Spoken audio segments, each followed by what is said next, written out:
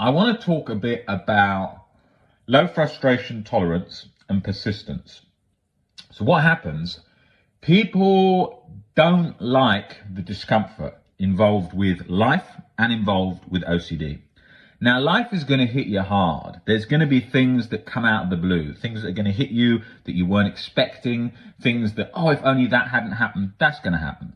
Anxiety is going to, and OCD is going to do the same. It's going to attack you the moment you're going on your holiday, the moment your honeymoon's coming up, the moment anything that you're trying to do towards your goals and it wants to get in there. That's what it does, okay? And you get setbacks that come out of nowhere. You've been feeling great for ages, then bang, shit, I'm feeling bad again. That's what it does. It's a bumpy ride. It's this sort of roller coaster journey with lots of ups and downs, and then as it's leveling out, suddenly bang, you have a setback, you go down a dip, and then suddenly you feel the best you've ever felt. It goes like that. That's the nature of the journey, okay? It's bumpy. We've got to expect that, all right? Now, in relation to persistence with it, you've got to keep going, no matter what your situation is, whether you've just broken up with your partner and your OCD's come back, you've had OCD stuck for 10 years, you've been free a year or 6 months, and then bang, you're feeling the worst.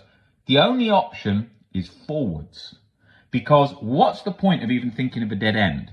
People spend so long in the OCD community going, if only that hadn't happened. Oh, that shouldn't have happened. I've worked so hard, this shouldn't happen.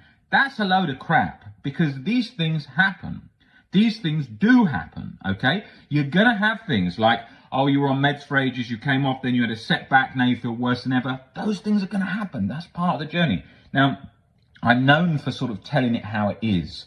And I try and come from a really sort of compassionate position, but with a tough love stance, because it's so important with the journey.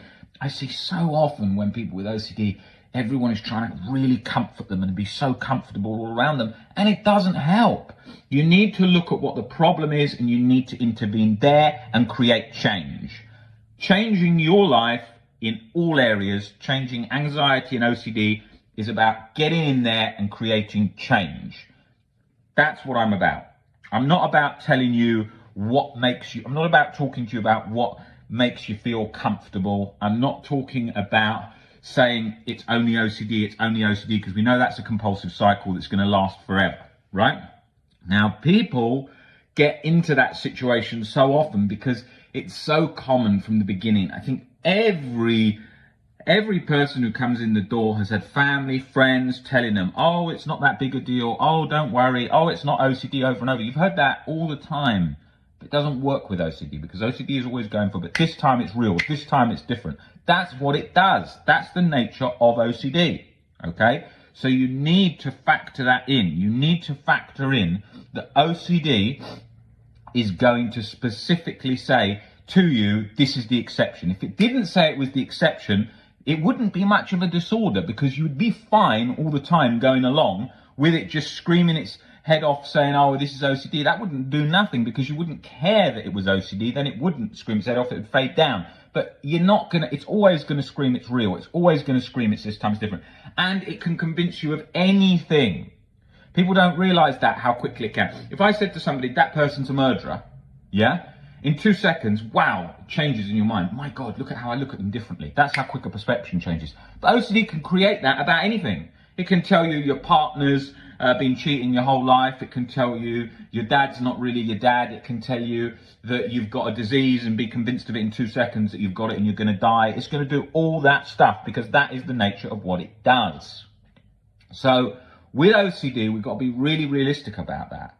Your journey is going to feel like it's jolted left, right, and center by the new things it comes up with and tries to tell you, oh, this is real, this is happening, okay? So we've got to be aware that we don't need to take immediate action right now this second, because it's always going to call for that all the time. It's always going to say there's something to do, there's something to happen, there's something to this. It's going to do that. It takes a natural worry, and then it will say you're going to die from it, or you're going to go to jail for it, or whatever. That's what it does. And nothing in life is as scary as your mind is making it out to be. Okay, that's what OCD is like. It's going to do all those things.